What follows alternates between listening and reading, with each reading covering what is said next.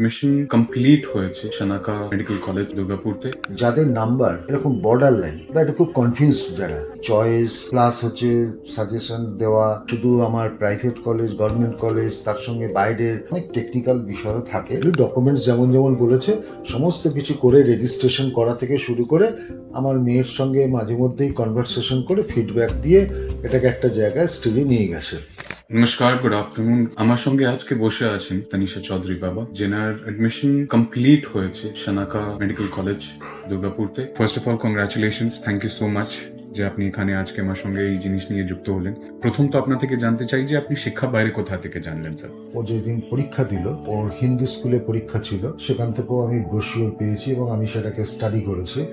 In all respect আমার মনে হয়েছে আরও যারা যারা দিয়েছে সব দিক দিয়ে আমার মনে হয়েছে এটা দ্য বেস্ট জায়গা এবং খুব অথেন্টিক, এবং যাই হোক এখানে আমি রিলাই করা যেতে পারে। অনবোর্ডিং এর সময় আপনার সঙ্গে আই বিলিভ 2-3টি টিম জয়েন করলো কাউন্সিলিং নিয়ে আমার থেকে।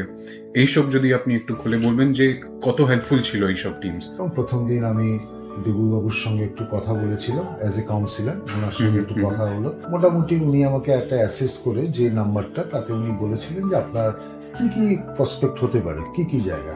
আমি তারপরে জানলাম, দেবুবাবু বললো যে 24 আওয়ার্স এখানে আপনার ওই পিওসি উনি থাকবেন, ঠিক আছে। উনার আন্ডারে কয়েকজন এরকম মানে কাউন্সিলরও থাকবেন, একজন হেড। ডকুমেন্টস যেমন যেমন বলেছে সমস্ত কিছু করে রেজিস্ট্রেশন করা থেকে শুরু করে আমার মেয়ের সঙ্গে মাঝে মধ্যেই কনভারসেশন করে ফিডব্যাক দিয়ে এটাকে একটা জায়গায় স্টেজে নিয়ে গেছে। যাদের নাম্বার এরকম বর্ডার লাইন বা এটা খুব কনফিউজড, যারা বিশেষ করে এরকম বড় প্ল্যাটফর্ম, যারা খুব অথেন্টিক এবং প্রপার গাইড করবে এবং একদম লাস্ট অফ অল একটা জায়গায় নিয়ে যাওয়ার জন্য গাইডেন্সটা আমার মনে হয়েছে খুব জরুরি। টোটাল ব্যাপারটা অর্থাৎ এই চয়েস প্লাস হচ্ছে সাজেশন দেওয়া, তারপরে শুধু আমার প্রাইভেট কলেজ, গভর্নমেন্ট কলেজ, তার সঙ্গে বাইরের অন্য স্টেটেরও কেউ যদি প্রপোজ করে, এই পুরো জার্নিটা আমার মনে হয়েছে যদি তারা এফোর্ড করতে পারে, আমার মনে হয় এটা করাটা অনেক ভালো। কেন অনেক টেকনিক্যাল বিষয়ও থাকে। ওখানে আমার অন্য কোম্পানিজ গুলোকে দেখলেন এন্ড একটা শিক্ষার ব্রোশারটা দেখলেন, আপনার কি মনে হলো সব থেকে বড় ডিফারেন্স অন্য লোক থেকে শিক্ষার মধ্যে কি ছিল?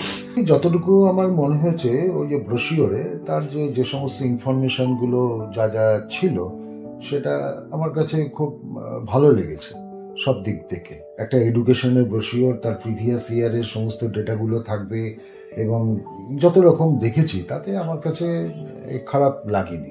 আগামী দিনেও যদি কেউ বলে, অবশ্যই মানে আমি এক বাক্যে নিশ্চয়ই বলবো শিক্ষার কথা। অনেক ধন্যবাদ। Thank you everyone, thank you.